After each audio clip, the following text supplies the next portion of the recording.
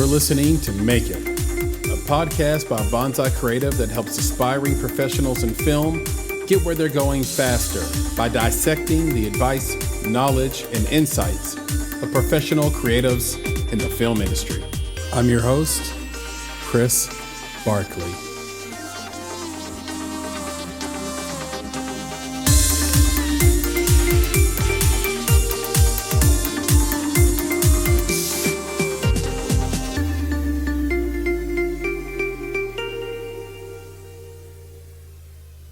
Hello, I am Jennica Schwartzman. I am an actor and I am a producer and also a writer. I am the XX partner at Little Sister Entertainment, which is a small indie film distribution company and small press publishing house. I'm also the editor of thedrillmag.com, and I've been making movies for over a decade. And you might know me from, I'm the leading actress in the movie Parker's Anchor. And I have also been on All My Children on a small recurring role and a few other TV shows. You might know some of my other independent films like Ridge Runners or Gordon Family Tree. And up next, I am flying to Nashville in 2 weeks to work on a Christmas movie. I will be falling in love with a handsome gentleman in that one. And I've got another movie I'm producing on this summer that's a little bit more under wraps.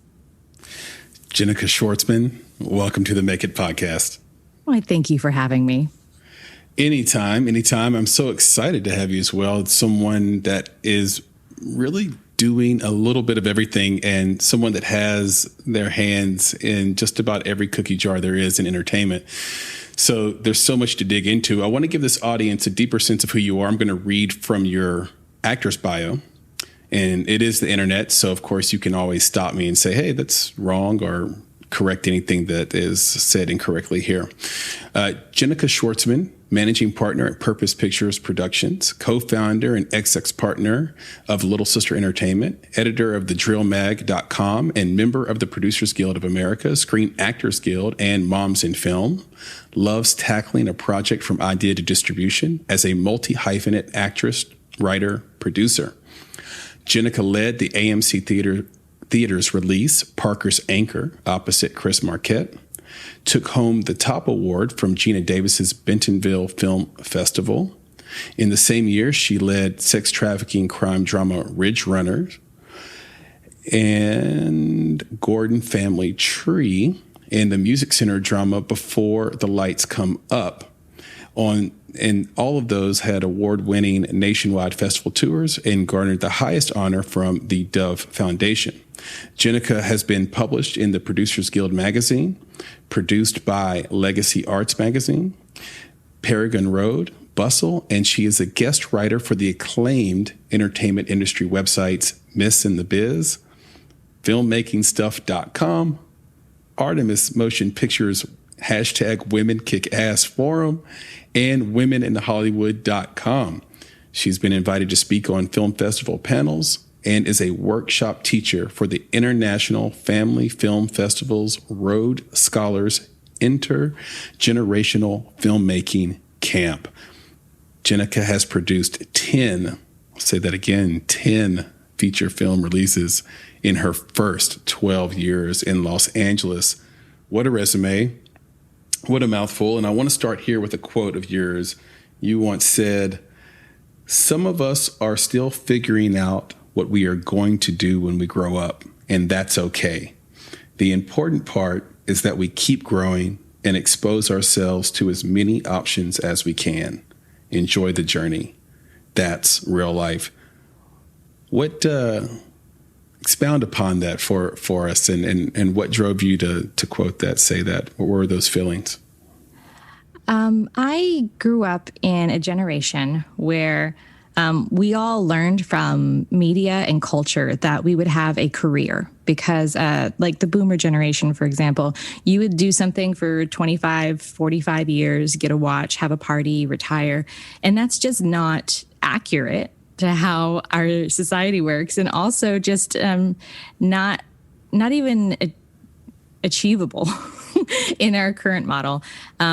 I think it's been really hard for people like my mom to have to change career adjustments, even though she's still using her music degree, and being able to serve in different ways and different capacities over the years. Those are just different chapters.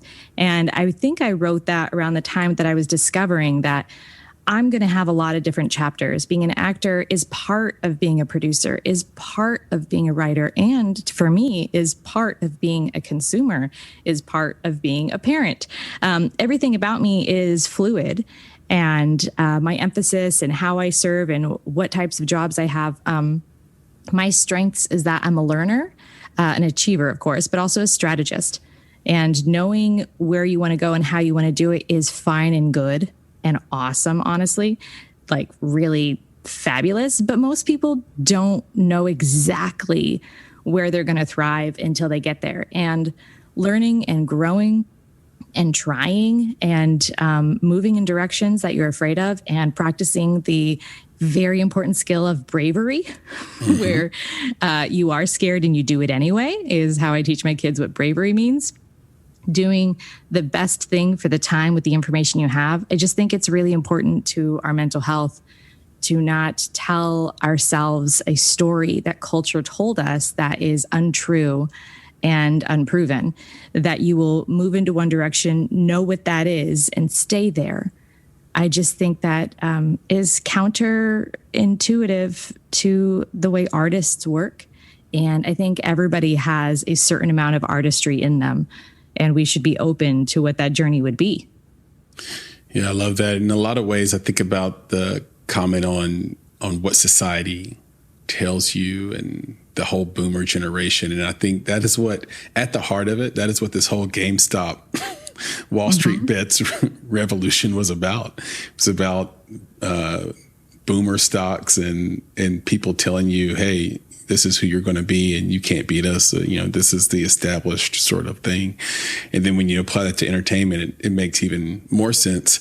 You're very open about having grown up as a performer in the church with a pastor as a father who was very charismatic, and everyone in the town sort of knew who he was and therefore knew who you were.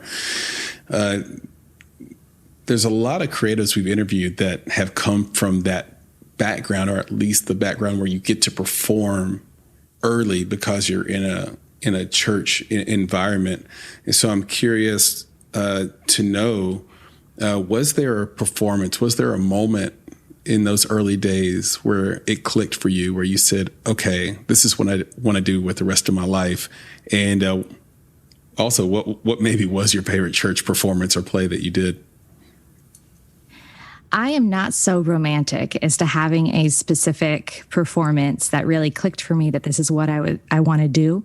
It's something that grew in me. I said before that, to you personally before, that there are so many skills that you develop as a performer, especially as a young person, that you can recognize these unusual skills of the mechanics and the emotional center and the practice of it.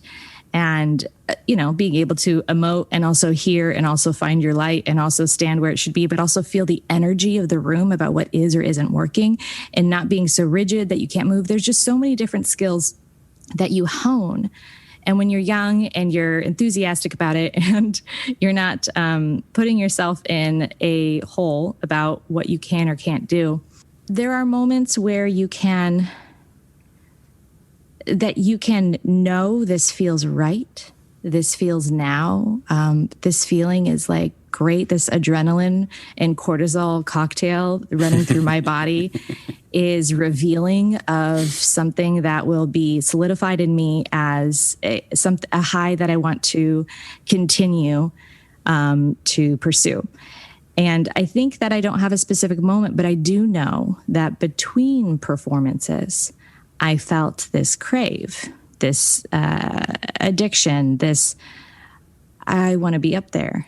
Or when you're singing, especially in a church context, but there's a lot of contexts where people can be singing without people watching them. But when you're singing and you're just like, oh, I want to do more than just sing. I want to be alone so I can move with this. Or when you're dancing and you're just like, oh, I want to do more with dancing. I don't want anybody to see me so I can do more. Or be allowed to do more in a space where that's celebrated, like performance. I remember feeling in between things, not like a jealousy, but more of a, I know what I would do with this. Give me the torch. I can't wait to do something with this. Please set me free on this stage. I think I remember a few of those moments. And for a particular performance, my mom would be very disappointed in my very up and down emotional feelings about this. But in my church, which is not a Pentecostal or extremely, out there, uncomfortable for a new churchgoer church, my mom allowed, she was the worship leader and associate pastor. She allowed for a certain amount of interpretive dance. So, an Easter play or any type of play that was happening, and there's singing, there's dancing. It's not like a choreography that is strict and rigid. A few of us more charismatic and loose, like a young, vulnerable person who's just interested in exploring, could be a part of an interpretive dance team. And I'm very uncomfortable saying this even now. And I remember singing, dancing to Via Dolorosa.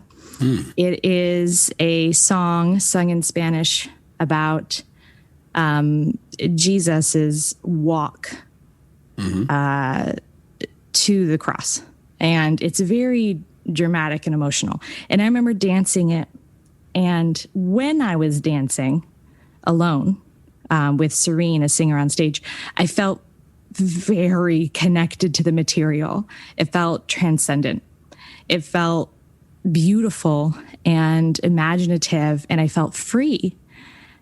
And then when it was over, I would say to people with church language, I felt like the spirit left.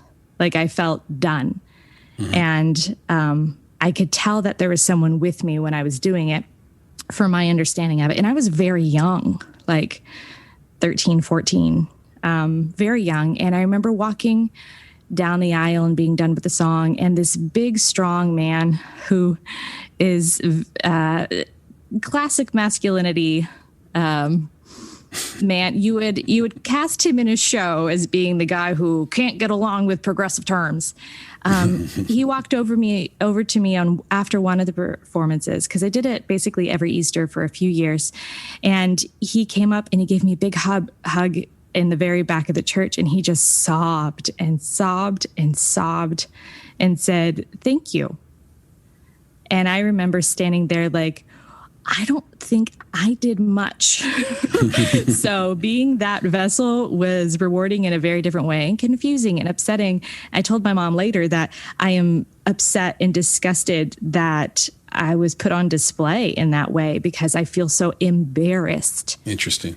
About what it looks like from the outside, because I'm taking for granted that in the room energy is different, and memories and what it must have looked like, or like somebody had a video of it. It just feel like, oh, this is so awkward and horrible. Why is people watching that? Screen doesn't translate theater. Stage is different. Energy is different. Church is different. And you could take church anywhere. So I remember a specific time where I felt like being a vessel was more rewarding than the process. And I held on to that joyful memory of how that impacted this person who actually told me, because it impacted a lot of people there, but it impacted him in a way that he felt comfortable telling me. And even though I was embarrassed about being a part of that, and I told my mom, I will never dance again. Like, I will never do interpretive dance again. I will never do any of these things because it's so embarrassing. But it's not. And now I'm grown. And now I'm like, I'm so lucky. I had this incredibly unique experience to be as out there and expressive as my body was willing to be. And I am a better person for the bravery of doing it over and over. And I will do it again for myself in the quiet of my home with nobody home one day. It is a fascinating thing to be a creative, have talent for it, and then try to appreciate and watch and understand the audience and their response. Comedians talk about this a lot, about how odd it is that everyone in a room sits down and for the most part stays quiet for an entire hour and listens to one person talk at them. It just can't happen in normal life. There's like a setting that we've all understood and allowed, and we just want to come in there and feel good. And this person has made a promise that we're going to laugh and feel good and let some truths out. And I assume that is the way it feels for just about every performer. I know that's certainly how I've felt in the past as well. So I think that hits home. You started a new podcast with your brother, Mark. I did. And it's called XPK, which stands for Ex Pastors Kids, and kind of stays on the subject you mentioned, church. I listened to all of it. Matter of fact, I've spent my week in the world of Jennica Schwartzman, and I have consumed everything I think you've done. And it's been a great ride this last week. And I listened to these podcasts, and I'm curious about this because when you hear it, it is emotional. And I wonder, is it about catharsis or connection or both?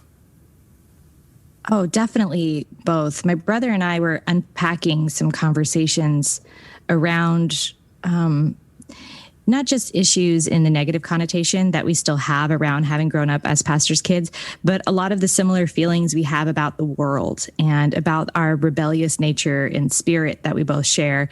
And wanting to talk about some things now that it feels safe, like more than a decade past the church closing, it feels safe to be able to say a little bit more about our experience. And then he was sharing his thoughts on things. And I was like, well, that is incredibly different than mine. And we were in the same room at the same time. How could it be so different? And so as we were unpacking it, Mark came up with the idea, this is a podcast for us to unpack it and hear each other's experiences, because there's a bunch of other PKs from the 90s who would probably be incredibly impacted by somebody else pulling back the curtain and saying, here's two different experiences about, church camp. Here's two different experiences about people leaving the church. Here's a concept that you might not have thought of. And because there isn't a lot of secular entertainment for people who grew up in the church that talk specifically to their experience, because when you're in, you're in two different sides of the store. You're either in the church side of the store or the secular side of the store. And there's not a lot of crossover. And when there is crossover, it's contentious or salacious. And we're both adults who go to different churches who are Christians still. And so how can I talk to people who grew up in that context and have feelings about it, but came out on the other side a grown up who probably still needs to unpack a lot of those issues that are plaguing us to this day? And a podcast was just the best forum for that, because it reaches a certain type of person, usually a certain age group. We think that they'll find it pretty easily. And we think that the name is catchy enough that it'll get those people. We grew up with like DCLA or like PK, like Promise Keepers. Like we grew up in a time where everything was like 3 letters or 4 letters to get you excited and on fire for Jesus. And so we have a feeling that when somebody sees PK, they will peak. And if it says XPK, they may giggle. And then I think we will catch the right people to talk to. And we've had a few pastors' kids actually write us and say, already, we're very new into it. And we've had a few people say, wow, I'm immediately unpacking this with my siblings. It's very rewarding and difficult. So thank you. Yeah, and that's what I was wondering. Is the end audience, end goal to reach other PKs? Or is the goal to let the world at large know what it's like to be a PK? I think it's both. My Aunt Marietta wrote me and said that it's very interesting for her to hear it because she wants to know how Christian culture has impacted a certain generation. And I'm just so happy that that's exactly what I want for people who don't have the exact experience of a PK, but to grasp how Christian culture impacts a young person. who is a PK or not, and also reminisce about some of those interesting thoughts that we tried to push away. And there's a few like other podcasts I'd heard, one on purity culture, and a bunch of things that really resonated with me and that meant a lot to me to have somebody else put to words the issues exactly that I'm still dealing with as I'm about to raise my kids into that world. I want to be prepared. And I think a lot of other people who grew up in the church would like to know how to be prepared to raise their kids to say, here's one end of the spectrum that I was exposed to in the 90s. Here's another version, and here's where I land today. And I would really love for you to explore those options for yourself, because I didn't have that choice. I love it. And the album art on it is, the cover art is brilliant as well. So kudos to you and Mark on that. And, you know, everything you do in entertainment seems to be a family affair, whether it be the films that your brother Mark Hampson has produced and directed, or films you've produced with your husband Ryan. Just the way you introduce your kids openly into the world that you and Ryan live in. It's just a strong element in everything that you do.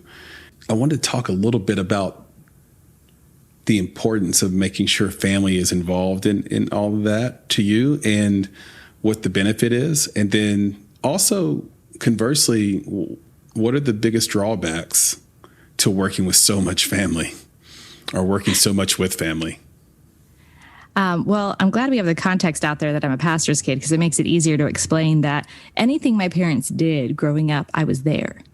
We didn't have childcare. They had moved across the country to plant a church in a small town in Southern California. So there wasn't support there, and I'm the third of three kids. And so that means I'm there. We're at a thrift store, I'm hiding in the back of a thrift store, going through the clothes or the toys. If we're at the copy center, the printing place, then I'm sitting on the ground playing with an old Xerox machine. If we're at the bank, I'm at the bank. Like, no matter where my parents went, I was there. No matter what we did, I was there. There's no individuals. And even though we had our own inner life, I was always present at rehearsal. I was always present in the resource room. I slept at the church on multiple occasions just because we were there so late and I'm too young. Slept on the chairs in the sanctuary, slept in the resource room, slept in the library, slept in the kitchen. I lived with my family in the family business. And so I don't know any other way to create and be an artist without it being a family affair, because I feel like, isn't this something we should do together? I mean, it would be great to have somebody watch the kids, but maybe I want them to know how to do this. Or maybe I don't mind the noise right now, but if we're filming, get them out of here because they're loud. But in general, I like working with family because we have a common language. I think it's unfortunate when it comes to representation and equity and inclusion that I don't have the context of my family being any different than myself. And so that seems like always an extra hurdle, to find other people to become a part of my family, because it's a lot to ask of somebody, because I'm not going to just do one project with you. I'm going to pursue that we do continue to work together. Mm-hmm. And I want that. But I'm also still not properly funded in anything to ask favors of people I shouldn't be asking favors for. So I do have the struggle is I never have enough to offer somebody that I think should be involved, but I think is inappropriate to ask of them to be involved at the level that I require. I think that asking people to work for free is rude. And I do it constantly, but I do it of people that I expect they can say no because of bandwidth, because I'm related to them, or I've worked on 5 movies with them already because they're best friends with my brother, or they're best friends with so-and-so. It's really hard to ask somebody else to join and say, I have nothing to offer you except the project. This project will be out there and it will exist. That used to be enough. I came here during the writer's strike in 2007, and that begat the web series Boom. the internet boom of new media, because all of these creatives couldn't go to their traditional outlets and they still wanted to do things. So they broke all the rules and went a different way, because that's how it works. If you stop the traditional means, we're still going to do it. We're just going to do it on our own terms, and we're all going to spread out like cockroaches in the light. Like, we're just going to run and do our thing in every direction. And so there's just a lot of projects happening in that time. So I didn't take a traditional route into Hollywood. I've always been on the outside, and inviting people to go to the outside feels like I'm ruining their career. I think if you want to do something, you should go PA at a major studio at the lowest level, and within a few years you'll be somewhere else. I feel like my path is harder and worse than it needs to be, and I love it here. It's just hard to find people to do that. And when I have family that wants to keep creating together, and we all have our own personalities. My husband, Ryan, has the type of projects he likes to work on and where he thrives. And my brother, Mark, has the projects he likes to work on and how he thrives. And so different personalities beget different projects, and I become, I'm a third child, so I become a different person to work on all those projects. But that also means that I'm not being exposed to a lot of different other genres where I kind of want to explore. And I'm starting to do more of my own things where I write it and develop it completely on my own. But they're not as good. Collaboration is always better. And I'm working on new collaborators. That's an active desire and position of my heart, trending towards that. Yeah, I'm a big believer in finding sort of your tribe, if that's not too cliche, and just having no mercenaries. I think making things, playing games with the same people over and over and over again means you're going to be better at the game. And I always go back to a piece of advice I gave a young man that wanted to be in editing, and he came to me for advice. And I always say advice is free, consultation should come with a bill. They're different things. But so I gave him the advice. He said, how do I get started? And I said, here's what you do. You go to a 48-hour film festival and you look at the films that need the most work on editing, right? You're going to see a series of films at this 48. Look at the films that are the worst in terms of editing. And then you approach that filmmaker and say, hey, whatever you make next, I'd love to be your editor and I'll work for free. And see, it's a controversial thing, like, because you can't work for free. But when you're starting, I'd say, hey, get on their team, do a great job for free, and then be part of their team and play that game with them over and over and over again until you all get yourself paid. So it's an interesting concept for sure. I know you've written about it a lot as well. Speaking of writing, by the way, you have a book called Movie Baking, the Indie Work-At-Home Parent Filmmaker. That's quite a title. And it's a little bit of a movement you're trying to create, and I love it. We've talked about the family and the parental part of it. So this book talks about the keys to creating a lifestyle that allows filmmaking and parents to coexist in a successful way.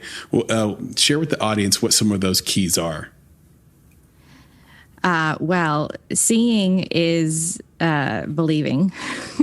I think just having this book at all is kind of the big step for me. I remember in 2011, I was at a film festival in Phoenix, and I'm a lead actress in this movie, and I'm real fancy, and I'm there to like smooch and like talk to people and invite them to my screening and be my most like charismatic girly self for everyone. And I remember we were in this big ballroom sized space. And as I was walking in, I saw this woman standing in the back with her two kids. And one was a small enough child that it needed to be held. And the other one was more of a run around, make noise age. And neither one of them were in a position to sit still or be quiet, but they didn't disturb the panel or the activity I was a part of. It wasn't one of the screenings. It was something else. And I was very taken aback by that moment, because I remember thinking, wow, this person in front of these hundreds of people entering this room is standing in the back, like, you know, just like at church, you stand in the back with your crying baby, like, you know, you do your thing. She's standing in the back. She's not, you know, nobody's disturbed by this. Nobody is uncomfortable by this. And this woman is just doing what she wants to do, and the kids are right there. And this is before I had kids and really recognized your relationship with your children, and how you literally can't leave them depending on the personalities of the kids and the parent. And watching that, I remember thinking, this changes everything. Just seeing a person on screen that represents your people is huge. Just seeing a person in real life that represents your people is huge. Culture is so delicate, and what we allow to be shown is incredibly impactful. And just creating a book about my stance that being a work-at-home parent is the reality of all filmmakers I know, and doing it mostly at home. Even if you do have an office, you're developing at home. I think the big takeaways are, you have to be you. And if you're a parent, your child is more important than your career. Even if you prioritize your career, your child's still more important than that. And you're going to bring who you are as a parent into every room that you work as an artist and engineer. And you're going to bring who you are as an artist and an engineer into every room you work as a parent. And those will never really be separated. And that's why the book is called The Indie Work-At-Home Parent Filmmaker, is because you can't separate those terms when you are one. It's one inside the other. It's who you really are. And I wrote this before the pandemic, but my goodness, is it so much more important and relevant today than ever, which is, I am telling you this is real and normal, and you have a group of people. Just seeing it is like the huge, biggest step right there. And then the second part is, resources to find others is kind of the difference between life and death. If you feel like you're alone in that journey, because you're actually alone in that journey, or because it just feels like it, then you're never going to really be yourself. You're never going to be fully empowered to do your best work and walk into a room knowing that you're welcome there if you have to have your kid with you that day. I've been in tons of meetings where I've held a child who I've breastfed through meetings. I have taken my kids onto studio lots with me before. I've taken them into waiting rooms as an actor and had them sit there. I've brought my kid once when he was sick. I brought him to an audition, and I set him on the floor with an iPad in the room with me at the audition and gave him a lollipop and said I couldn't take him anywhere else. You know, like, kids sick isn't real sick. They just have like a tiny stuffy nose for like 20 minutes and they're just really whiny. Like, he sat there with me, and I just put candy in his mouth and be like, be quiet for 5 minutes while I be a real person with these people. And it's never ruined my career. I've never been blacklisted. I'm sure I have been judged and talked about behind my back in the story somebody told their coworker, but all it does is show their character is the problem, because this world depends on not the actual Earth world, because humans don't matter to the Earth.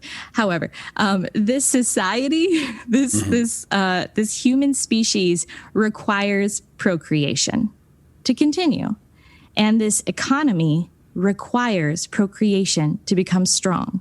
And the world needs people to have humans. And if we're not going to prioritize the humans who make the humans in some places, then those parents won't be welcome there. And then you will have the problem you have with TV and film back in the day, where it's a primarily male-focused thing because, you know, a lot of women were at home with the kids, or when a woman is pregnant and she's no longer welcome in certain rooms because of whatever reasons. We could pretend it's insurance, but it's definitely not. It's bias. The media and the artistry and the output is affected negatively. And If you take parents out of the room, our movies will not be as good. And if you take parenthood out of the studios, those will become very predatory places like they were before. And so parents being there just gives everybody instantly a different feeling about how they work, who they are, and what they do. It's not like we're all on our best behavior. It doesn't mean we stop having sex scenes and curse words. By all means, please do. How do you think babies are made? And parents of all people are more comfortable with a healthy sexual relationship and healthy sexual values on screen instead of predatory ones. Because, parents are very publicly people who have had sex. There you go.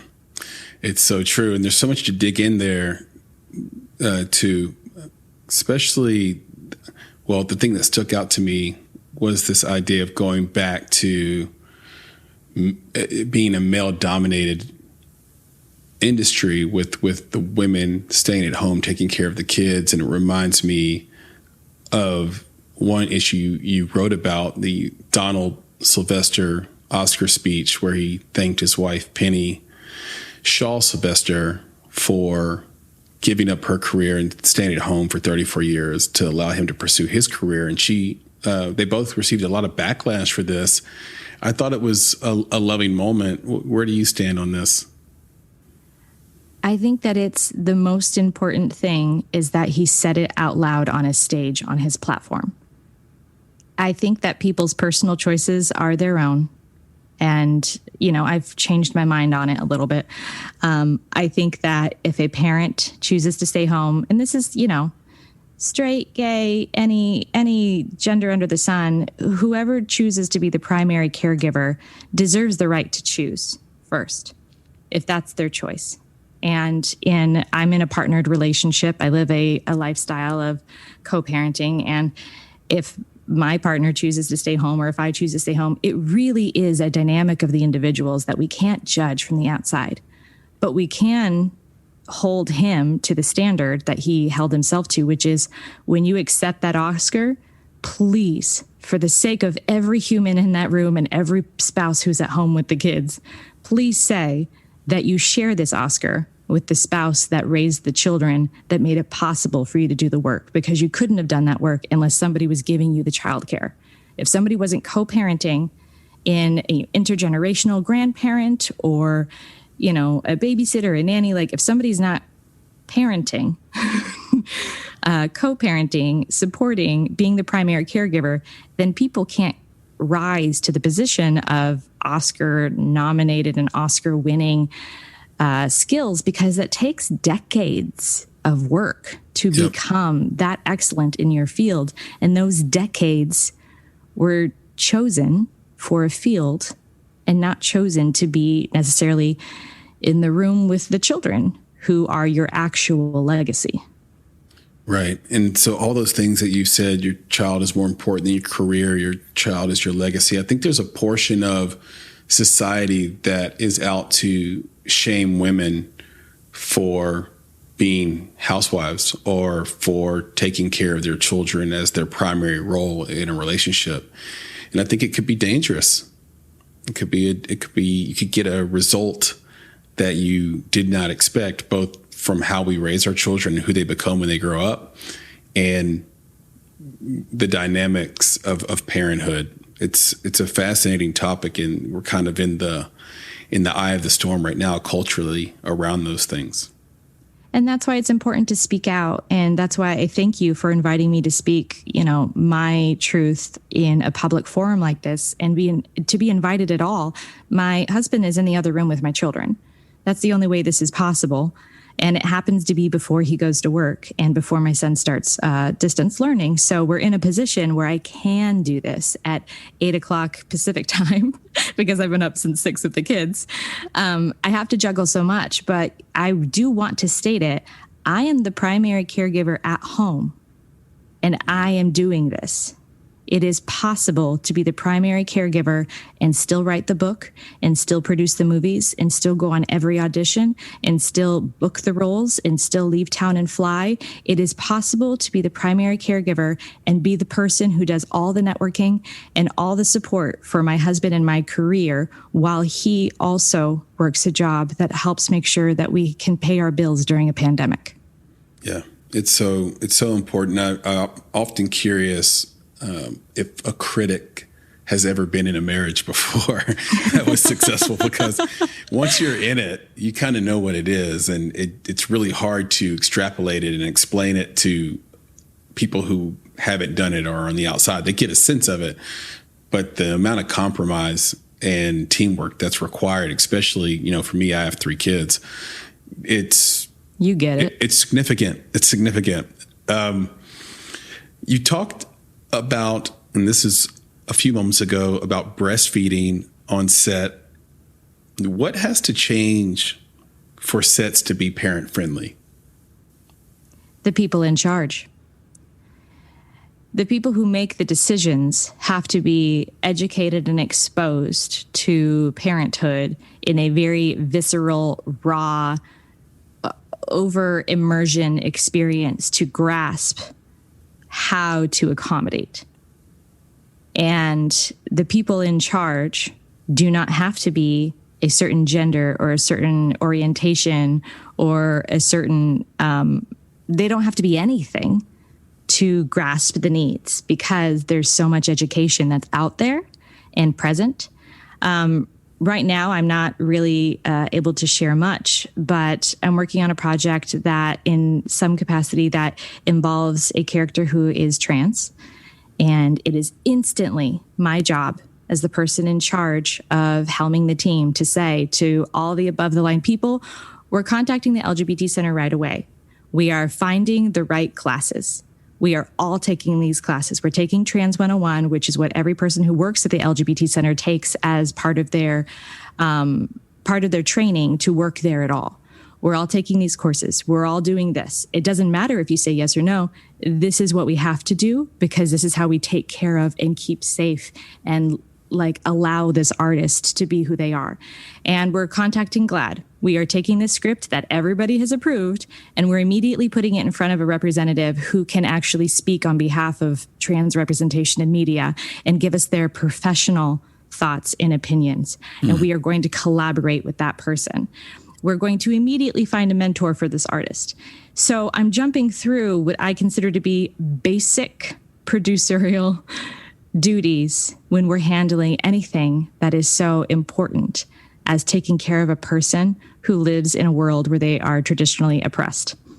And I would say that if somebody was making a movie and there are procreating humans involved in the movie, I don't understand why their first thought wouldn't be, oh, how do we make sure that everybody's up to date on the best sensitivity training? And what clauses do we include in our deal memos to make sure that those things are kept? And what types of other, why are people in charge that don't immediately require a certain amount of themselves to make those choices? Because the resources exist. I write them, other people write them. I learned from others. I learned on myself, but I know why. It's because it's not prioritized and it's not necessary, and it hasn't been in the courts long enough. There haven't been enough lawsuits, because lawsuits in the courts change what people have to do. Mm-hmm. And it changes the conversation about what is, necessary for a positive work environment. There's just so many things that we're still working on as a society and in Hollywood, and the people with the money who've never had to deal with it aren't requiring it. And a lot of people who are procreating, who happen to be women, are really leading the charge on that. And it is an uphill battle. I've written SAG a dozen letters, the health plans, a dozen letters about losing my insurance as a pregnant person. And I was never met with a phone call from somebody from the board to talk about how they can do better. I was always met with a letter about how that's not really included in the plans. I've never been met when I spoke to somebody at the SAG office about the discrimination of a pregnant person and how I'm required to jump through certain financial hoops to keep my health insurance, right as the health insurance is most important to my health. My health is on the line. Giving birth is crossing through the veil of life and death. And the maternal mortality rate is too high for us to pretend that childbirth is easy. Right. Or safe for everybody equitably. And so for certain groups of people who are procreating to need to jump through certain hoops that are not reasonable and not written with our gender in mind, it was amazing that nobody called me and said, oh, what do I do about this? I've been a part of groups that have worked on legislation, and every time it's very gendered towards women, and so it's not going to get anywhere. And I think what we're missing is the people who make the decisions need to be people who value the people on their set. And unfortunately, with income inequalities that we have in Hollywood and the people in positions that have the money, financiers, valuing the experience of the worker is not a culture that we foster in America. Those were like the really big macro answers to what you're asking. Oh, it's incredible. And thank you so much for sharing it, because I think it's something that we need to hear and understand. Are there any physical things that need to change on the set, just from the way a set is built and constructed? I talk about it in one of my articles that's free online on misinthebiz.com, talking about normalizing breastfeeding and birth choice and different things. There are specific things to put in your contracts, in your deal memos. There's times to add them, like in the beginning deal memo before your contracts, about requiring certain space and time, a contact person who's your safe person on set. So if it's going to be your first AD, as an example, on a small set, it would probably be a first AD. You can establish what I like to call a safe word, which is just a code word to say, like, if you're in the middle of a costume change and you can feel the letdown in your chest, instead of allowing breast milk to spill out all over your costume, which could happen in that moment, and it's instant, you can say, like, blackfish to the first AD, and the first AD will immediately get you out of that room, no matter how they do it. They'll be like, get her out of the rig. She needs to go to, wardrobe immediately. It's their business to protect you. You need to have a contact person who can always keep your privacy private, especially if you're a procreating person who is not the embodiment of a very female, if you don't have a cis woman persona, then you are definitely not going to have the respect of lots of people. You might want to keep all of your breastfeeding private. And that contact person would also be able to tell you about, like, if sound moves. You do not want your dressing room anywhere near the sound engineer or anywhere near sound, because you don't want the sound person to be yelling, what's this pumping noise? Where is this pumping noise coming from? And have them scour everywhere just to find you, like, in your locked room with a pump. If, if your breastfeeding space, which is legally, required by law, if it's locked and you can't get into it, you need to have your contact person that you can ask, I need you to unlock this. You need to have your designated PA to be the person who takes your milk to a refrigerator that's designated just for your breast milk, so that other people aren't touching it. So it doesn't have to be like just for your breast milk. I just like, this area is labeled. You don't have to share things with people to get what you need on a set, but you do have to create a system in which privacy matters. People are able to have the authority to make decisions and tasks and movements to help protect you. And I've breastfed on a set with my child. I never pumped on a set. Well, I did pump on a set, actually. That's a lie. But it was just one day. But I didn't take care of all my needs. And that's why I advocate, is because I'm an advocate and I still didn't know what I needed until I failed. And that's part of who I am, is failing big and failing often contributes to why I think the things that I think. And I've breastfed with my son, my daughter, I think on one set, but with my daughter during a take in a project, she was having an issue. And so I'm breastfeeding her and the camera is just cutting off right above the top of my chest, where I'm in the scene acting with another person, and I'm breastfeeding the baby the whole time because that's what I needed. And for time, it just made more sense. And everybody on that set was exposed to what it looks like for a person to breastfeed and how it wasn't a big deal, how it was necessary, how I was happier because we're able to take care of my needs, how I'm able to be a stellar and on top of it actress, despite being also a human and a parent. That's a good normalization. It doesn't have to turn out well for it to be positive anyway. Exposure is exposure, exposure is exposure. And I've gone to my dressing room to breastfeed my son many times when he was younger on a set.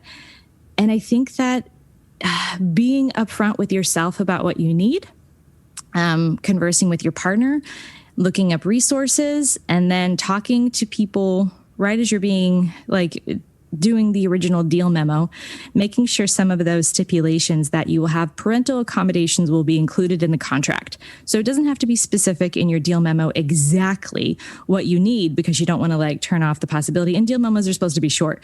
You just want in there that any parental accommodations will be stipulated in the contract, and then we'll negotiate those legally later. Please hire me. And then when you're hired, tell them everything you need and say, these are the resources. This is the source that I got this from. This is the place I got it from. So none of it seems like, oh, I made this up on the spot, that I need all of these things to accommodate me, because that's how it could be seen and will be seen.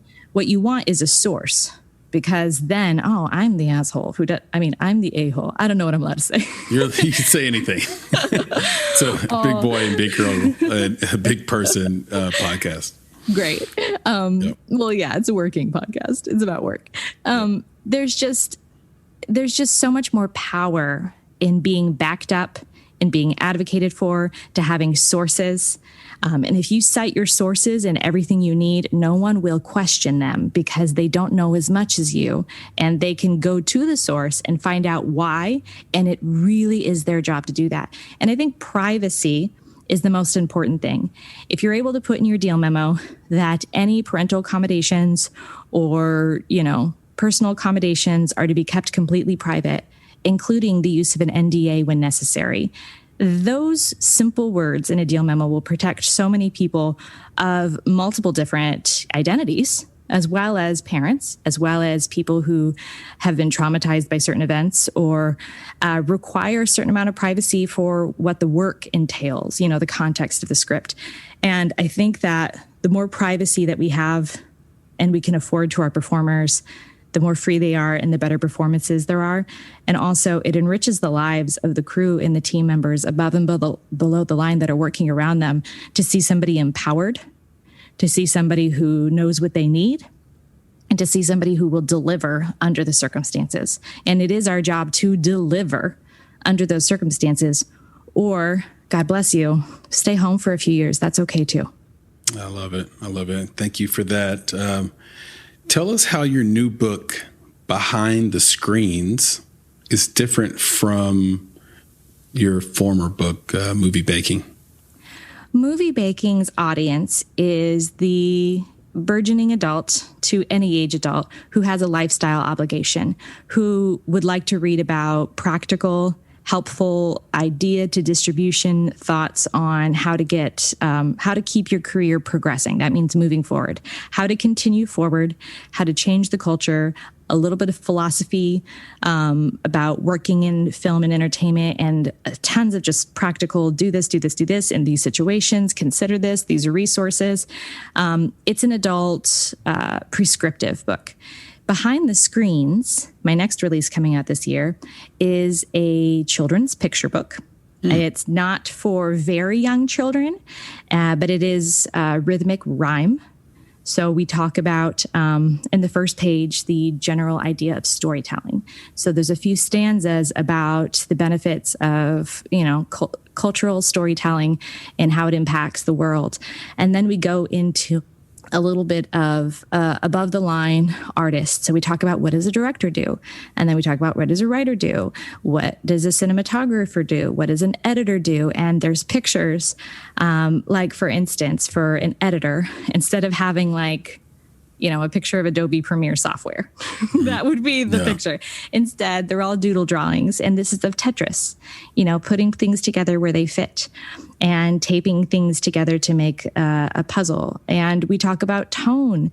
And then we go into production, and we actually have a page on green screen and stunt work, things that kids would actually care about learning about. Is like, that's how some of the movie magic's happening. We talk about movie magic. We also talk about death.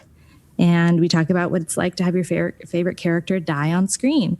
So you go through everything from the beginning to the end of the process of filmmaking and premieres and film festivals. And it's all very simple. It's all rhyming, and it's all doodle pictures. And my company is putting it out, and I have a promise to myself that I'm putting out a filmmaking book every year to talk about certain aspects of filmmaking, sometimes a different audience. We're working on a distribution book to talk about the modern views, more philosophy and how to, prescriptive book on distribution thoughts and ideas to consider, and lots of different types of books. Well, speaking of that, you funded your film Parker's Anchor through Kickstarter.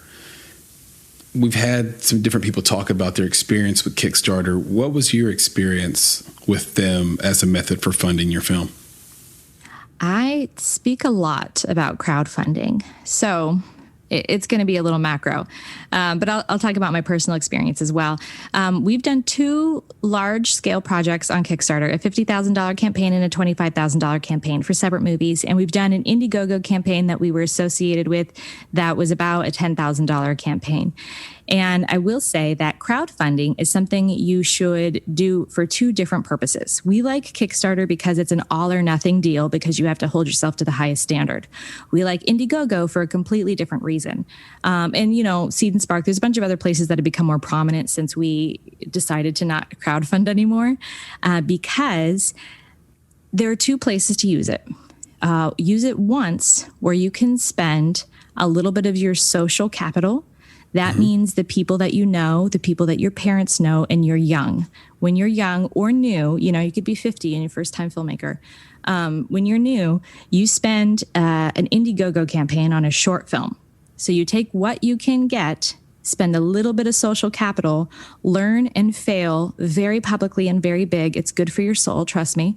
And you get, a few $1,000, $2,000 to $8,000, and you make your film. However, if you are funding a short film, which I consider to be a patronage, not a business model. Short films are not a business model. You should never have an investor. You're never making your money back. That is just an idea. Commercial short films, which are sponsored short films, which are commercials, those have a purpose. They're a marketing tool for a company. If you're making a short film that has a sponsor or is a commercial and marketing tool for a company, that is instantly viable because it's a marketing tool. And you can be using it, you could be monetizing it. There's so many things to do about it. But for general artistry short films, you want to, A, write a story. Let's say it's about a dog. You want to, B, find endorsements. So you're going to go to the local shelter, tell them about the story, pitch it to them, because pitching is a part of learning. You pitch it, and if they want to be a part of it, you say, can I get an endorsement from your company that can I get like a seal that says that you've read the script, you're interested in supporting, you don't have to financially be involved, just an endorsement. And then you take that endorsement, and then you find a nonprofit. So general, dog nonprofits about animals and caring about animals. And then you talk to that nonprofit and say, can I direct people to you who want to learn more about, this dog in this movie? And they say, sure. So you have an endorsement and you have a 501c3 that you can refer people to who want to be financially supportive, who are piqued in their interest about the film.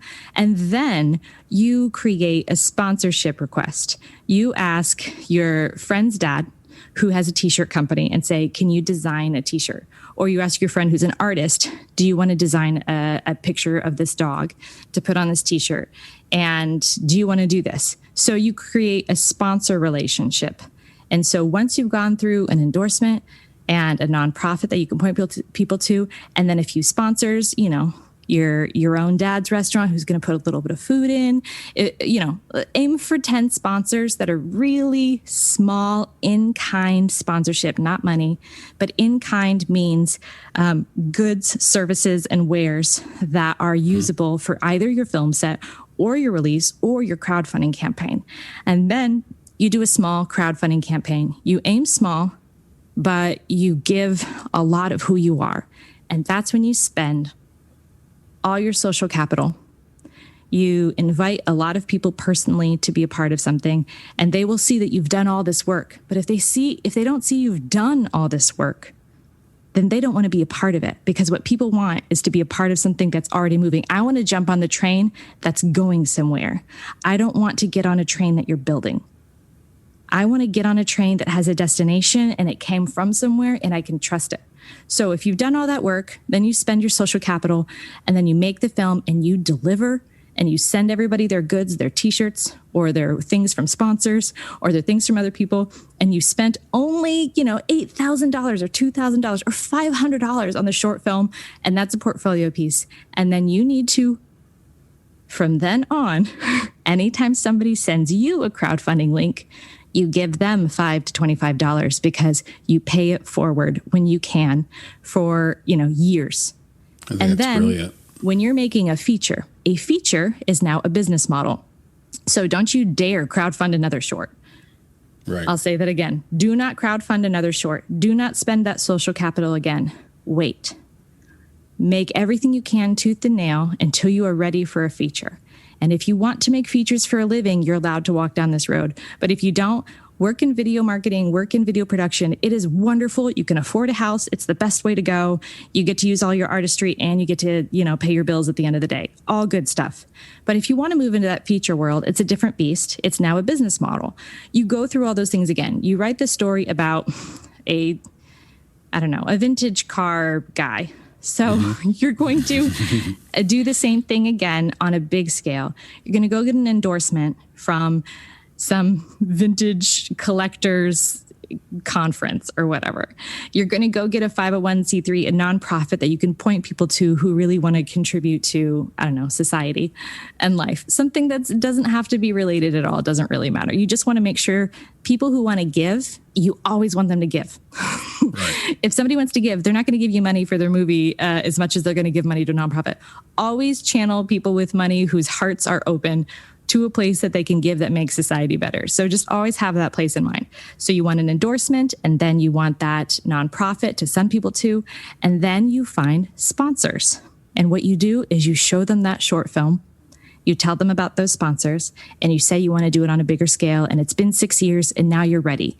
And then you get restaurants to donate meals. On my first big feature film that was budgeted called Gordon Family Tree, we had 42 sponsors. Every single meal for 15 days was for free. Each restaurant gave 2 to 3 meals, and they were all paid in t-shirts and swag and social media shout outs, and occasionally some of them were integrated into the story. We had just as many sponsors on Parker's Anchor. And you can tell that we went back to some of the same sponsors because we had such a good relationship. We had a coffee house give us coffee for our entire shoot of Gordon Family Tree. Right. We had every piece of clothing was borrowed from a local clothing store just for a short time, and they became sponsors.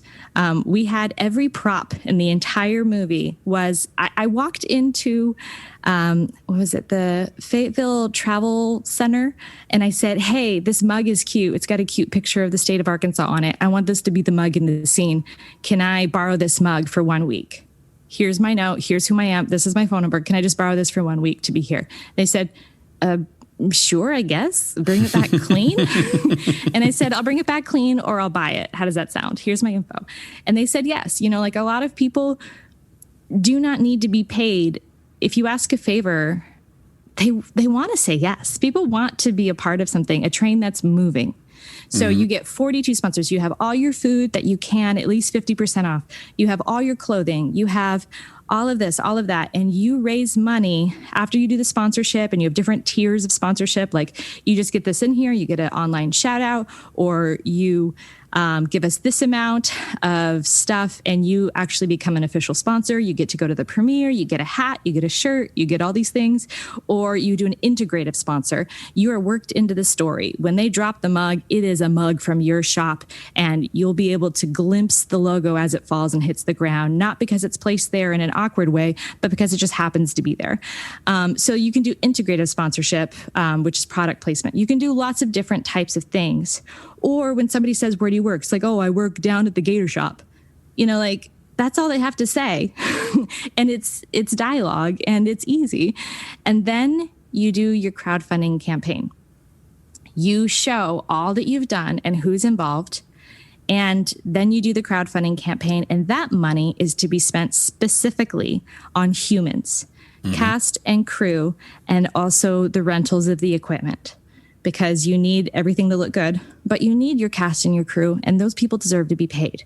Nothing else, you know, on your first feature, if it's, you know, you're trying so hard and you don't have enough like funding, that's a good way to go. And then when you're done with that crowdfunding campaign and you contacted every person who's ever worked at the coffee shop that's sponsoring you, and every person who worked at the TV shop who's sponsoring you, and every person who works at that restaurant who's sponsoring you, you know, you have, 500 additional people you can go after and say, oh, you work at the Gator Shop. Did you know that the Gator Shop is sponsoring this movie?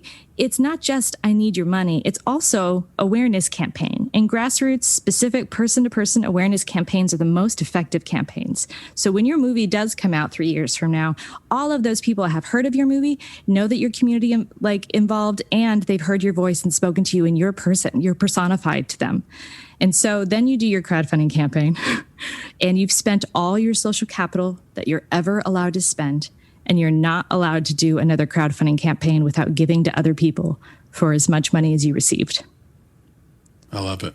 I think that's brilliant. I think you're brilliant as well, Jennica. You've been so generous with your ideas and thoughts and personal stories. I can't thank you enough. Tell everybody where they can find you on social media and on the internet, or maybe even where they can see some of your work. I'm Jennica Renee on Instagram and Twitter. So that's at JennicaRenee. It's like Jessica with N's, because that's my middle name, because Schwartzman is too long for Instagram and Twitter. And I didn't want to shorten my name Jennica because I'm Jennica. I'm not Jen or Jennifer or anything like that. But on Facebook, I'm Jennica Schwartzman Official. And I am on LinkedIn, and I am a very responsive person. So if you message me, I like to tell people that if you watch somebody's content and then you contact them, I just finished watching your movie, as the first line. Every artist I know and every filmmaker I know will instantly read that message. If it starts with, I'm a brand new actor and I want to know, it's harder for me to open and spend that time, that second on it. But when people are telling you, I just watched your stuff, you feel a little bit of oh, thank you. Oh my goodness. How do I thank you enough? Just having watched it at all really gets you pretty far with a lot of strangers. But in general, I answer almost every message I receive anyway. And my movie Parker's Anchor, and produced on The Man in the Trunk and Ridge Runners and Brick Madness, and all of my movies, either on iTunes or Amazon. Amazon, Prime Video, most of my movies are streaming free on Prime Video if you have Prime. And we have Gordon Family Trees on Tubi right now, so people can watch it for free there. My movies are wherever you watch movies. I work in distribution, so if you have a movie, send me your movie and we'll talk. I love that. And we'll end on this, a quote. You say, always be honest. I do not like a liar. I do not like a spin artist. I do not surround myself with the pretense and insecurity of the people who curate too much of themselves. If you lie, even once, I'm done working with you. I cannot trust you. You said that on February 10th of 2020. Why do you think this industry that we both love, the movie industry, why do you think it is so right for sharky people? Do you think it's more about something they're hiding or something that they're trying to hide from you? I've spent most of my career walking on scorched earth by a mediocre, sometimes white man who told a lie about what they were going to do and the promises they made to the people. And I have spent so much time sweeping up that ash and that mess that I haven't been able to spread my wings and do the work that I want to do. I've had to clean up local people losing money to something they thought would be something, and then they'll never trust me. I am untrustworthy because the filmmakers who have come before me, who have promised gold and have not delivered anything. And I refuse to do that, so much so that the majority of what I do will never get me into a lot of rooms because I will not ask enough and boost up myself enough unless I have enough numbers to back it up, unless I have enough research to back it up, unless I have enough this. Like, I overly worry about it because it's so easy for somebody to come in with confidence and charisma. So many actors turn producer and writers. There's so much charisma where you can sell an interesting concept or story to somebody and say all the work they're going to do. But they don't do that work. They can't sell out that theater. When I go to that film festival and I look up every sponsor to that film festival and I email all of their managers and I call and I invite their employees and I email them a flyer for the film festival and I ask them to come to my screening and I talk to people on the street and I walk into every restaurant and invite all the people there. When I call the local retirement center and recreation centers and ask them if they'll put up a flyer to my screening, I will book and I will fill that screening. And people don't believe me until I do, because somebody else always promised that before me and they didn't do the work. Right. They didn't get dirty. They didn't spend the time. They weren't considering that their words have impact. And of course, in February of 2020, I cared a lot about how people's words have impact. And I think that it's easy to believe somebody wants to do something. But I've had a casting director say to multiple people, I only worked with her because in our meeting, she handed me a DVD for her last movie. And I don't think I've ever worked with a filmmaker who actually finished what they started. Interesting. And so I was disappointed as an actor and as a producer and as a writer of that movie that set me apart to just do my job and finish it, because that should be the least of my abilities. The least of me should be, I did the thing I said I would do. Right. I think that's brilliant. And again, thank you so much, Jennica, for the time today, this fascinating conversation. I could probably talk to you for another 3 hours. So I think a round 2 is definitely in order. And I would wish you luck, but I know you don't need it. And I'm looking forward to hopefully seeing you in a couple of weeks here in Nashville. I know you're shooting a feature up here, so please don't be a stranger. Definitely. I can't wait to get there and film and see Nashville and, be myself again. All right. I love it. Take care of yourself. Thank you. Bye. Bye. You've been listening to the Make It podcast. To find more information about this week's topics, including links to relevant blog posts, projects, and indie creatives, please visit our website at www.bonsai.film. If you haven't already, you can join our podcast community on Apple Podcasts or the podcast app of your choice by searching for Make It Bonsai Creative, and the show will pop right up. You can follow us on Instagram and Twitter at _Bonsai Creative and Facebook by searching for Bonsai Creative. And of course, if you're looking to take a big step towards your filmmaking success, go to www.bonsai.film and click on Book Us to schedule a free discovery meeting and needs assessment. You have everything to gain. Until next time, be better, be creative, be engaged, and thank you for listening.